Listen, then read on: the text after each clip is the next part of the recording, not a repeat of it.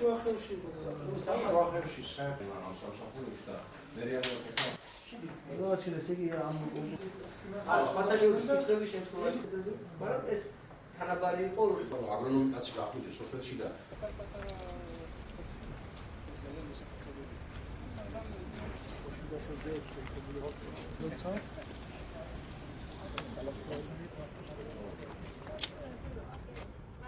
გვინდა რომ ნებისმიერი ინფორმაცია, ნებისმიერი სიახლე, რასაც სახელმწიფო აკეთებს და ინიციატივით შემოდის, მივიდეს ნებისმიერ სოფლამდე, ნებისმიერ გლეხამდე, ისე რომ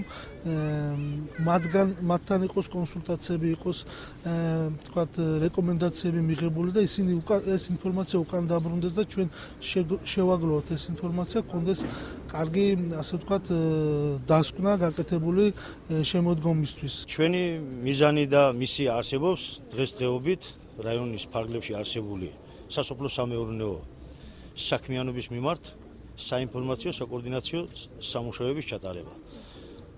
ეს გარკვეული პერიოდი აღნიშნული საკითხი არ იყო მოწოდების სიმაღლეზე, დღესდღეობით ეს მთავრობისა და ქვეყნის წინაშე დადგა პრიორიტეტად. საინფორმაციო საკონსულტაციო სამსახურების და კომპლექტების მიზნით აგროსერვის ცენტრში გამოცხადებული იყო კონკურსი. კონკურსში მონაწილეობა მიიღო 188 ადამიანმა, იქიდან შეიძლება 27 ადამიანი, რომლებიც დასაქმებული იქნენ რაიონის და მუნიციპალიტეტების საინფორმაციო საკონსულტაციო სამსახურებში.